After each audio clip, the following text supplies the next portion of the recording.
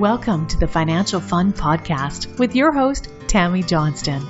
This is where Tammy talks with business owner parents and grandparents about the interesting and important subject of money. We promise this to be an interesting and open discussion, as that's how we learn best. And now, here's your host, author of the Financial Foundations. Financial Foundations is a series of books to teach kids about money, goal setting, and living a balanced life. Find out more at financialfun.ca. Here's Tammy Johnston. First things first, I would like to thank all of my listeners that have subscribed and reviewed my podcast and invite you to subscribe and review if you haven't yet. I appreciate you helping us to get the word out and making financial literacy a safe and welcoming subject for kids and adults. Second, please check out my podcast website, financialfun.ca, where you will be able to access past shows, find out more about me and our guests, as well as purchase the beautifully illustrated Financial Foundations books that teach kids about money in a fun, healthy, and holistic way. Hello again, and thank you for joining us for the Financial Fun Podcast. Today our guest is Vince Fowler. Thank you for joining us, Vince. My pleasure, Tammy. So Vince, would you like to tell our listeners a bit about what you do? Yeah, you bet. So I envision a world where small business owners live life on their terms. And on their terms, to me, means that they have an abundance of time, money, rich relationships. By that, I mean value-based relationships, not superficial relationships, and the health to enjoy it all. So I spend my days exploring and implementing wisdom of past and present so that my clients and others can live life on their terms. I do that through coaching professionally as a business coach, as a speaker, as a workshop and seminar facilitator. So those are my four vehicles: coaching, speaking, workshops, and seminars that allow me to change the world. Somebody totally after my own heart. I completely agree with you, and we need more people living their lives and running their businesses that way, that's for sure. The world would be a much better place. It absolutely would. And what is your family situation, Vince? So I'm married to my best friend and wife, Danita. We have two little children. Hayden, our daughter, is 8, and our favorite daughter. And Hudson is our son, who is 6 and is also our favorite son. So you've got your hands full dealing with two young ones at home and running a business. It keeps us young. We purposely pulled them out of day home back in the day so that we knew it would be chaotic. We knew it, and it was. But we wanted to create an environment where we spent as much time with our children as possible. Instead of using our business as an excuse why we couldn't, we used it as a reason why we could. I remember setting up my business that way so that I could be a mom and run a business, because it's really hard to be a full-time mom and run your life, or a dad for that, run your life the way you want when you're working around other people's schedules and demands that you don't have the control of. Yeah. And, with parents, I mean, that's one of the most important jobs in the world, being a parent. If someone's going to have kids, that's a job that we take really seriously. And both my parents had businesses, but we didn't see them very much. My dad worked 8 days a week, and my mother was always self-employed, largely from home. But I grew up resenting them and their businesses because it took them away from us. And that's an environment I don't want my children to experience. So that's one of the reasons why we did what we did. And we just, apart from health is our highest value. If I don't have my health, I can't be a great dad or be a great husband. But family is our number one core value as the family, because we're all that we have, if nothing else. That's how we make decisions. And then I guess I'll finish that off actually. Our values after that are learning, sharing, and wealth. So I want my kids to always be learning and to always use that knowledge to help others. And wealth is a very important value in our family. So we make decisions based on our values. Yes, we can afford it, but we choose not to buy it, would be an example of using the value of wealth in action.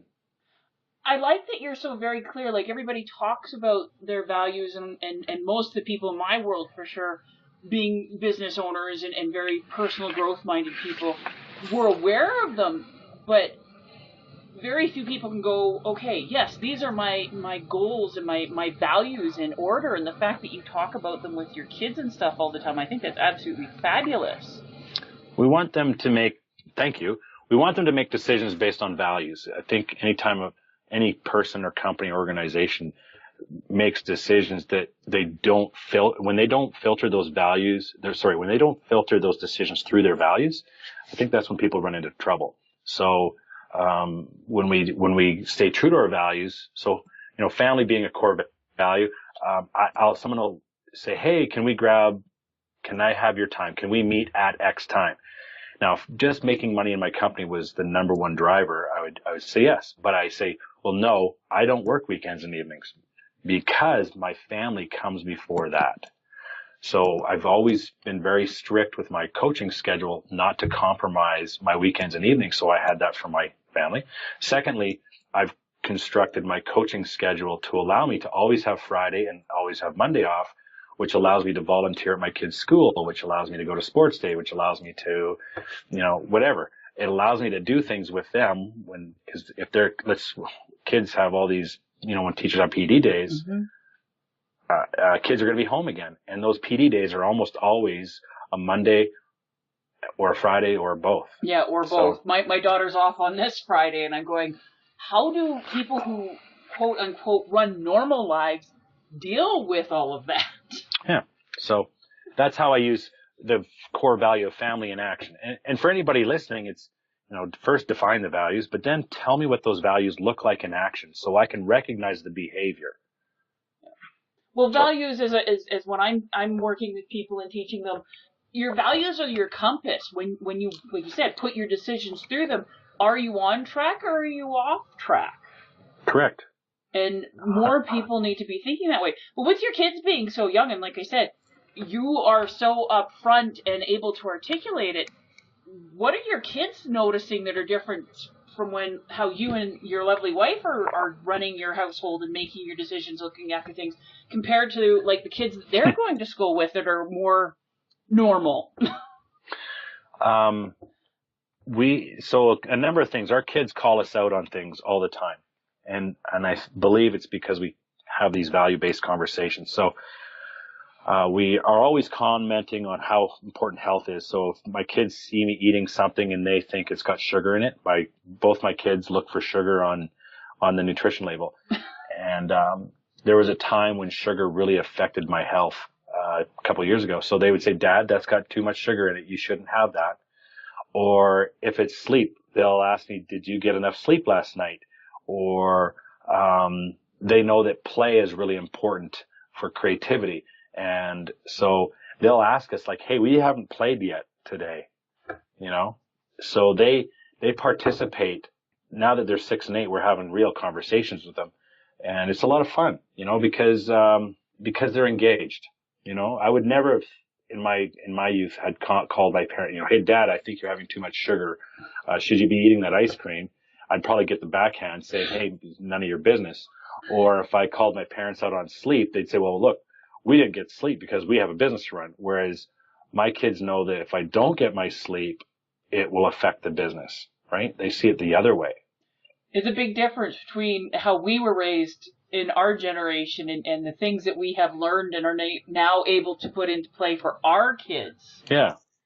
And I think it's a really good thing because, yes, like you're pretty much my generation, a lot of the same stuff coming out of my family too. It's like, you don't talk about it, you don't question it, you're the kid, shut up. Like I grew up with a very safe environment for the most part, I would say. Like I wasn't, barring I ran with scissors, I didn't wear a seatbelt, and I didn't wear a bicycle helmet, it turned out all right. Yeah. So I think we're just able to take the best of what we grew up with and then add additional value to it. And we have, in this day and age, we have access to technology like never before. We can do those sorts of things. So that's just one piece that is different for our kids today that when you and I grew up just wasn't there. Yeah, and I think we talk a lot more about it. And I don't know about you, but my mom was quite a bit younger when she started having us. My dad was quite a bit older.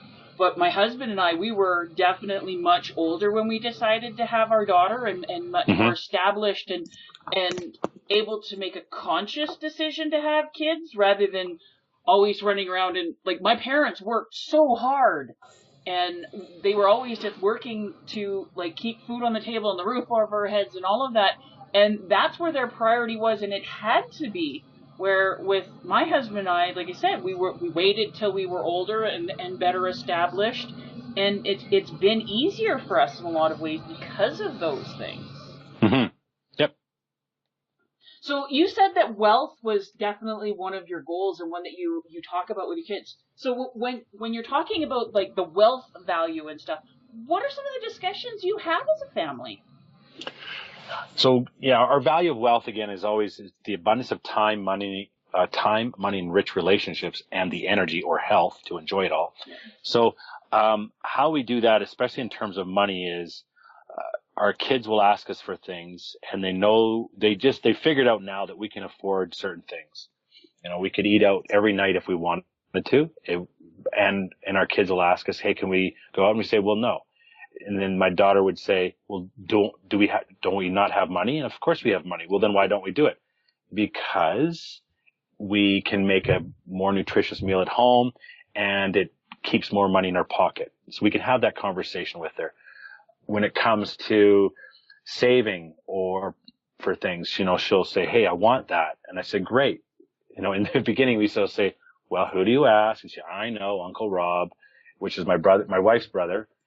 Anytime we didn't want to buy something for our kids, we just say, you got to ask Uncle Rob for that. Because then Uncle Rob was always the bad guy for not getting it. Oh, okay. It was just a joke. But now we have, we discussed this at length. Both my wife and I grew up with an allowance. How we grew up with an allowance didn't really add value other than money in my pocket. It didn't teach me anything really about money other than I had to save up how many allowances to get something. But we, again, when in terms of wealth, time, money, and rich relationships, and the health to enjoy it all, when we've just solidified this on the weekend, actually. So they get $4 a week, which my son Hudson is he doesn't know it, but he's laughing because he's 6 and he's getting paid the same as his 8-year-old daughter, who percentage-wise has 25% more life experience than him, and she's making the same money as him. But, so they get $4 a week. $1 goes into charity, which is the Alberta Health or the Alberta Children's Hospital Foundation. We were at their mercy when our son was born very, very sick. So that will forever be our number one charity there. Mm-hmm. $1 goes to long-term savings for whatever it is that they're looking for. And the other $2, they can go spend on whatever they want. That mechanism or those rules or those guidelines will mature and change as they grow. But for now, you know, that's the ones we're playing with for now. And so, that said, they still ask, well, how do we make more? Right? My daughter has just found out about, I don't know what they're called, these little characters. They're super small dolls that wear clothes and Polly stuff. Pocket. Is that it? They look like mice or cats or something. Oh, well, my daughter's huge into LPS, and then for a while there when she was a bit younger, it was the Polly Pocket stuff. Yeah, I don't know what these are. I forget the name. They found it at some toy store down here in Southeast. Forget. At any rate, she wants more of them. But she's definitely her mother's daughter because she said, can we find any on Kijiji? And I love it because my wife has furnished our entire house largely with Kijiji. Other people's beautiful stuff that for whatever reason, and she finds, like, we've got leather sofas and chairs. We've got a beautiful hardwood kitchen and dining room set. Like, we've got some really nice stuff, and all of it is off Kijiji. It's hilarious. So our daughter is like, yeah, is it on Kijiji? Because she knows Kijiji is often going to be cost less money than, say, retail, right? Yes, very much so. I knew nothing about, you know, secondhand so much so at her age versus retail. So she's thinking like that. And our son just can't help but think the same because everything's a discussion. So he's just along for the ride and thinking the same way. Oh, that's fabulous. My daughter discovered garage sales because she's big into the LPS stuff. So she loves thrift stores, and yes, Kijiji. She'll go on and she's gotten some of her favorite things off of their garage sales, and she's even learning to negotiate quite well. We went. Very good. Yeah, we went to Hawaii a few years ago. My mother is fabulous at like the bargaining and the negotiating.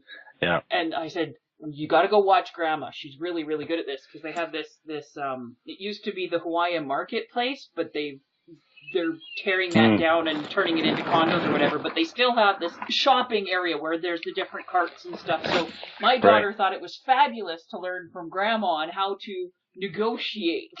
Yeah. And those are skills that will take them forever. So you make a great point. We, in our house, we call it sales skills. I have this belief that if a person can earn a customer from a product or service that they make, create, buy low, sell high, or whatever it is, that they will never go hungry. That's my belief. Oh, I fully agree.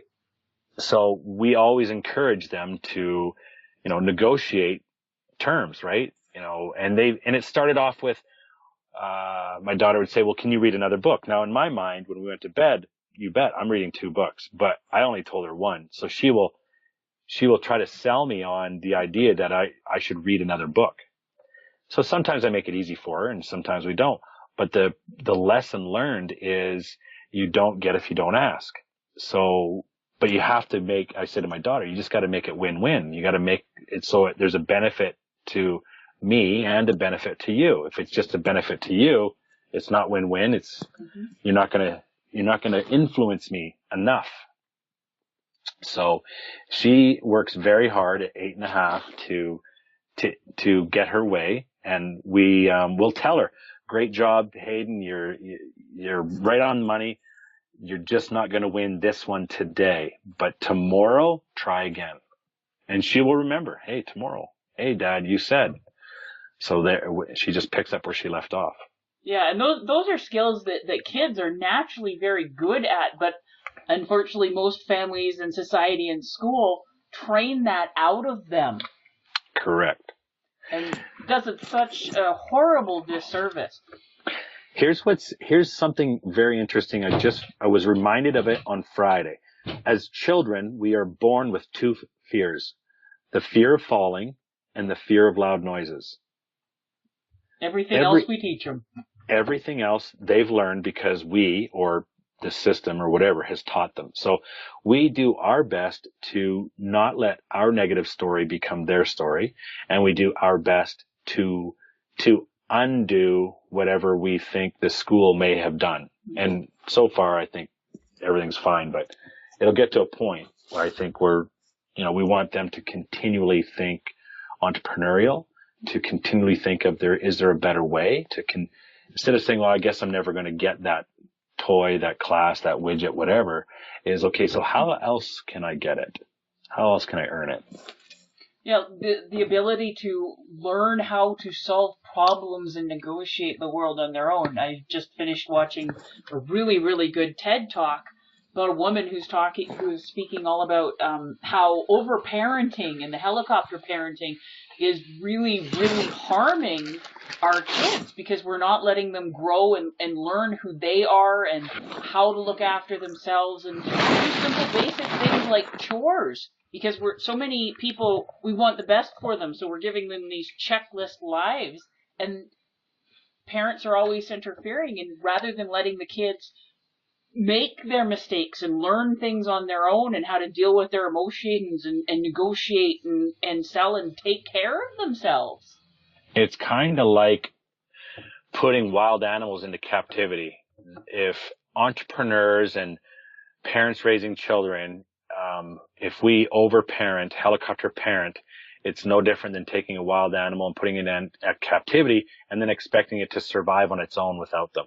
It's not going to happen. So if you were to make sure that your kids have learned 3 things about money to feel that you and your wife have been successful as parents, what are the 3 things you'd want your kids to know?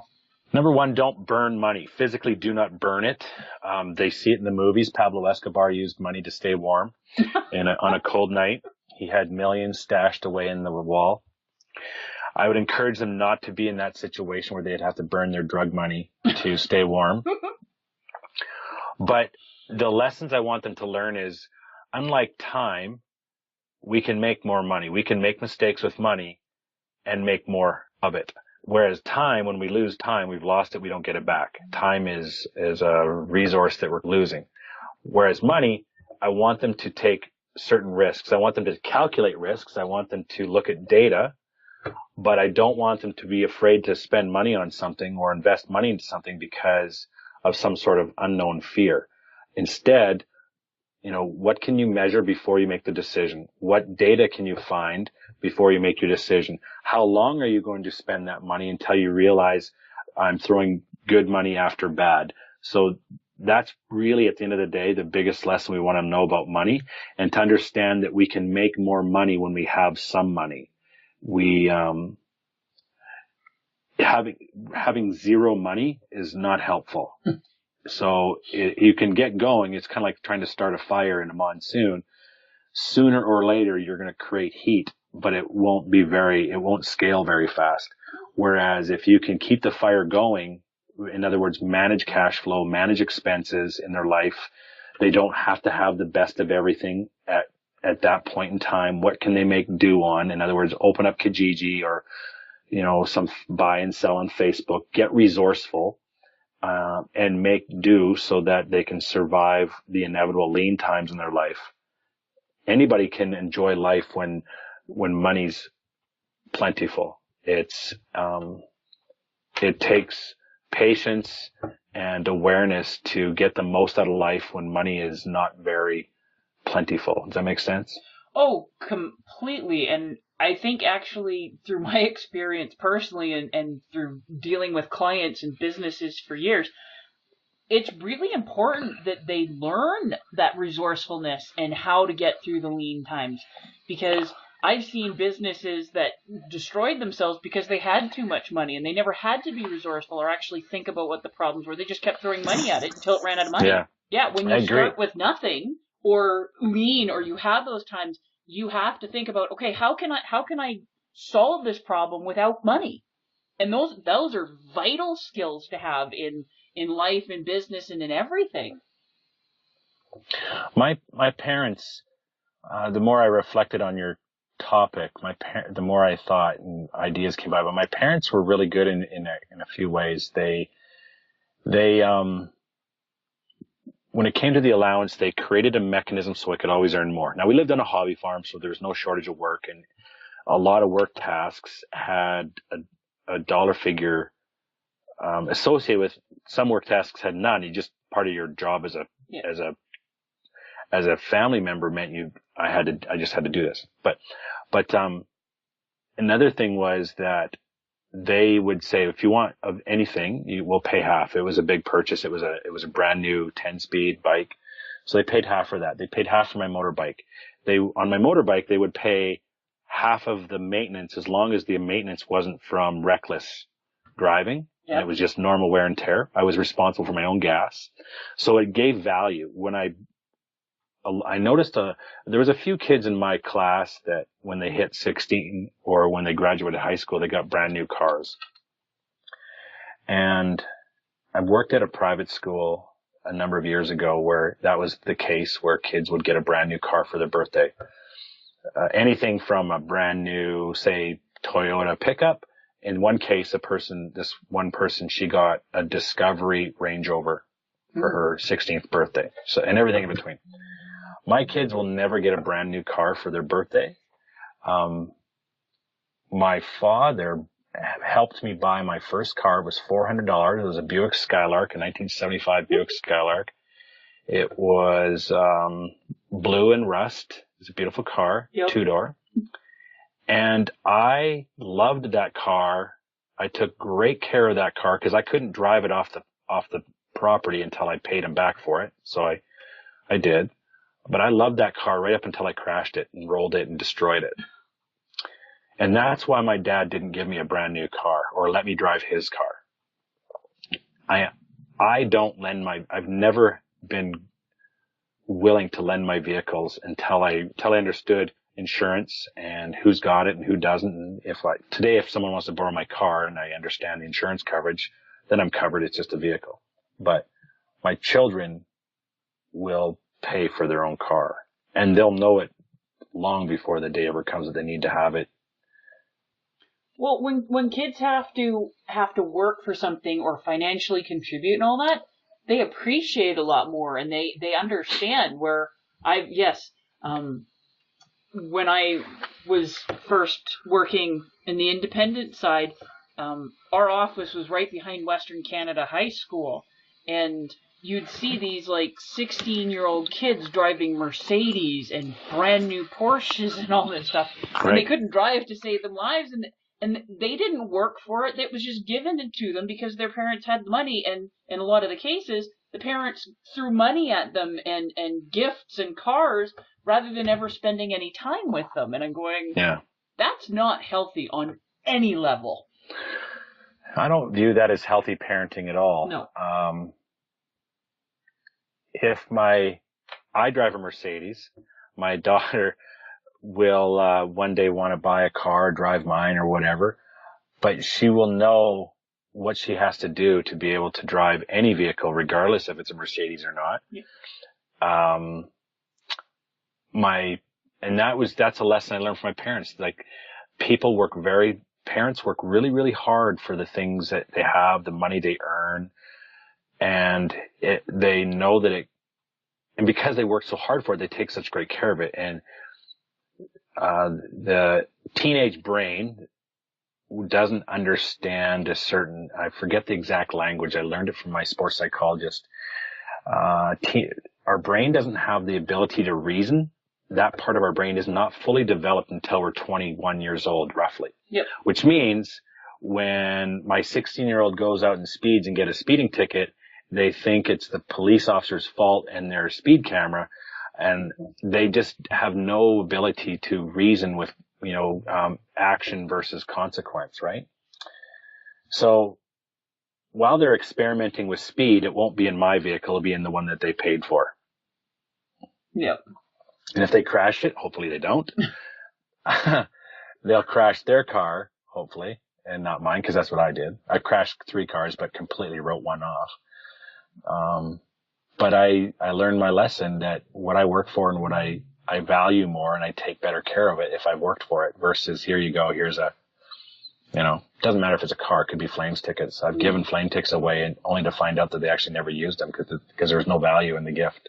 Oh, and that's such a waste. Yeah. So anyway, they got to pay for something. Even now, my daughter will say, "Hey, can we go to Menchie's or to Yogurt's?" Sure, but we went the other day and I paid, so how much are you paying this time? I'll say. And she'll go to her purse and she'll pull out, well, I have $1. And we know that's not going to cover more than 3 mouthfuls. All right, you got it. So she'll contribute $1 and I'll fork out the other 3. Yep. But she contributed and she understands that. Yeah. Yeah. There's an exchange in value. So yeah, it's fun. It's really, really fun with them. It is. We have so much opportunity to learn from our kids and from figuring out how to teach them. Yeah. Because they're just naturally curious, right? And they don't have the hang-ups that as an adult I've grown up with. So as I work hard to unlearn my hang-ups and teach them better skills, they will be much more resourceful in the future. And, I get that money's not everything, but a city like Calgary is significantly different from a cost of living perspective than another city. Yes. And if they want to choose to live in New York, let's say, that's going to be even potentially a higher cost of living. So great. Let's figure out how we're going to finance this, and what do we need to do so that we can save for the future, so we can create lifestyle for the future, and a few other things. Those sorts of things. And so that them being 6 and 8, we're biting off the battles we believe we can win and introduce new ones as they grow and mature and whatnot. Well, thank you very much for joining us. This has been a great conversation. Well, thank you. I think what you're doing is excellent. So I encourage you to keep up, keep doing it, because these resources obviously didn't exist when you and I were kids, but there's going to be people, if you haven't heard the feedback already, that have tripped over your podcast for one reason or another, or were recommended or referred to it, who will learn some really interesting life lessons thanks to you. So stay at it, because the lack of financial literacy in this country is quite sad. So I'm glad you're doing it. Well, thank you very much. My pleasure.